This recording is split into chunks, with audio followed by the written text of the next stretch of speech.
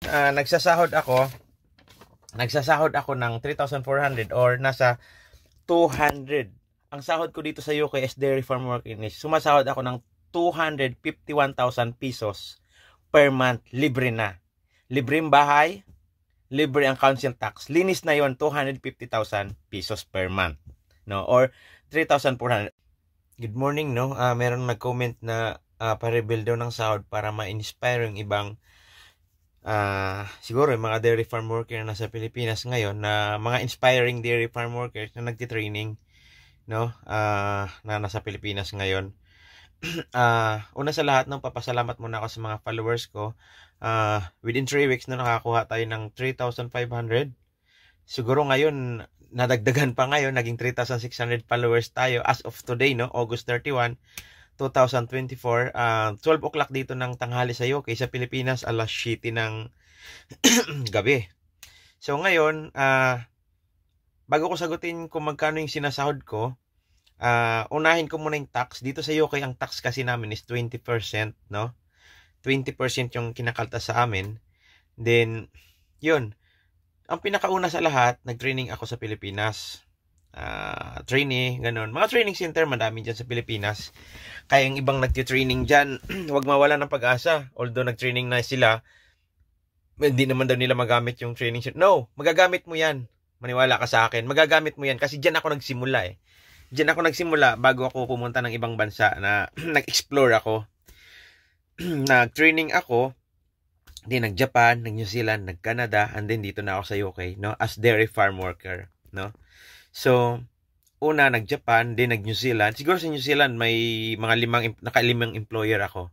Sa New Zealand ang tax is, kung sa UK 20% ang tax, sa New Zealand is nasa 30% yung tax. May bracket siya. Pag naka 48,000 to 70,000 New Zealand dollar, 30% ang tax. Sa Canada naman, 20.5%.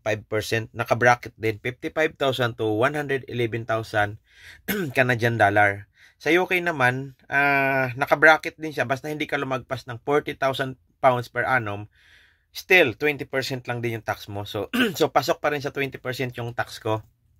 So, ano ba maganda sa dairy farming, no? Ang maganda sa dairy farming, libre yung accommodation na bahay. 3 or 4 bedrooms siya, no? So, aside from dyan, yung cost of living, mura din kasi kung dito sa UK, kung nakatira ka sa London, mas mahal doon kumpara dito sa countryside. So, wala namang farm sa London o sa city, nasa countryside siya makikita. So, nakakalibre kami ng per month ng accommodation. 99.9% ng dairy farms dito sa UK, libre bahay. Hindi kinakaltas sa amo. Walang kinakaltas. Unlike sa New Zealand, ang mga bahay doon, libre nga, pero may mga farm doon, mostly yung mga farm doon, nakapackage na per year na binabawasan sila weekly sa kanilang wages, no? Sa mga dairy farm worker. Meron din doon, naka-5 employer ako sa New Zealand, meron din yung mga, may na-encounter ako employer na libre yung karne na nila ng baka, no? Per year. So, iba-iba kasi naka-5 employer ako. Din nag-Canada ako. Ang Canada, ang dairy farming ng Canada naman, same lang sa Japan na ang mga baka nasa loob in shed. So, dito sa UK, ang dairy farming ng UK, same ng New Zealand, ang mga baka ay nasa labas. Pero may mga ilan-ilan dito na nagpa-practice ng in-shed feeding na kung saan yung baka hindi pinapalabas. Sa loob lang silang na-shed. Pero yung baka namin, nasa paddock lang, doon umaasa ng New Zealand style farming base system kami. So, yung accent ko medyo, kasi Bisaya ako. Then, dito sa UK naman, aside sa libre accommodation, libre din yung council tax namin, no? Malaking bagay yun kasi ang bahay ditong bayaran sa 4 na kwarto is naglalaro ng 900 to 1,000 pounds or nasa 70,000 pesos, no? Per month na, hindi pa. Nakakasib ako ng 70,000 pesos per month. Ngayon, proceed tayo sa sahod. Yan. Yan yung puro sahod ito sa lare. Yan, natin. Hindi po ito edit, ha? Yan. Puro edit. Yan. So, magkano daw ang sinasahod ko? Yan po tayo dito. Yan. So, yan. Dito lang tayo sa baba. Net wages ko ay 3,400, no? Yan. So, yan. Madami pa dito. Nagsasahod din ako dito ng 3,000 lang or 2,900. Dami kasi dito. Yan. 3,000. And then, yung isa naman 3,000 din. ito, 2.9 ako. Mahad ako ng 2.9 dito. Yan. May tax na yan, oh. Net yan, net. Oh, net yan, oh, net. Net siya, net. Ibig sabihin ng net, linis na. Linis ko na ang 2.9. So, yun, nagsasahod ako ng 3,400 or nasa 200. Ang sahod ko dito sa UK as dairy farm worker is sumasahod ako ng 251,000 pesos per month. Libre na. Libre ang bahay, libre ang council tax. Linis na yon, 250,000 pesos per month. No? Or 3,400. Although may mga sahod ako na 2,900, 3,000, yun, not big difference, no? At least libre yung bahay ko, nakakatipid ako ng 1,000 pounds per month or nasa 70,000 pesos per month ang nasa save ko. Libre din yung council tax, no? Kasi dito sa UK, malaking bagay ang bahay, malaking bagay ang council tax. Wala kaming binabayarang council tax. So, ang mga dairy farm workers dito sa UK, 99.9% libre ang bahay, no? Kahit saan din naman, sa New Zealand, libre ang bahay, pero yung iba doon, binabayaran din sa employer. Sa Canada, libre ang bahay, hindi binabayaran sa employer, no? So, ganon. So, mas ahead pa rin ang dairy farm workers, no, kumpara sa iba, kasi kami lang yung dairy farm workers lang yung nagpo-provide ng free accommodation, no? 99.9% ng mga dairy farm workers dito ay may libreng accommodation. Tsaka yung mga nagte-training sa Pilipinas, huwag kayong mawala ng pag-asa. Alam mo bakit? Magagamit mo yung certificate na yan, eh. Gamit na gamit niyan.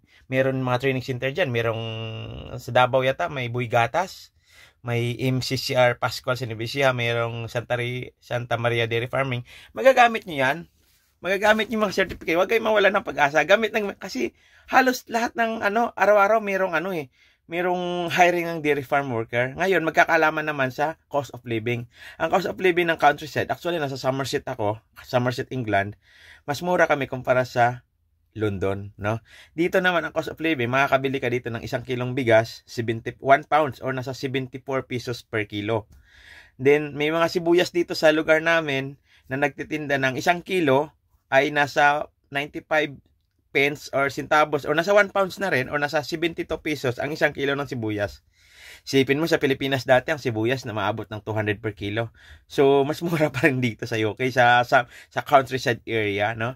So, wala naman kasing farm sa city. Nasa malalayo, mga liblib na lugar yan, countryside area. So, ngayon, ang anuhan natin ngayon, yung mga nagtitraining sa Pilipinas para makapunta dito, positive lang. Positive lang lagi. Huwag kayong mawala ng pag-asa. Kasi ako'y nagsimula din, nag-training din ako dati. Umabot ako ng 1 taon bago ako makapag-abroad, eh. Sisipin mo, 1 taon, yung gap. Yung iba nga dyan nagtitraining sa Pinas, wala pang 3 buwan, 4 na buwan, nawala na silang pag-asa. So, itong video ginagawa ko para ma-inspire lalo yung mga nandyan pa sa Pilipinas. Huwag mawalan ng pag-asa. Huwag, darating at darating yung tama talagang oras. Makakapag-abroad ka talaga, no? So, iyon, kung may mga iba pa kayong comments na comment nyo lang sa ibaba kung ano yung mga agency nagpapaalis. Next video ko na rin yun. Yun siguro, mga next video kong gagawin yun, yung mga agency. Basic lang naman agency. FMW, Bison. Pero may mga agency pang iba na dito sa UK mismo. No? Yun ang next na video yung gagawin ko. No? So, familiar naman tayo lahat sa agency sa Pilipinas. FMW, Bison.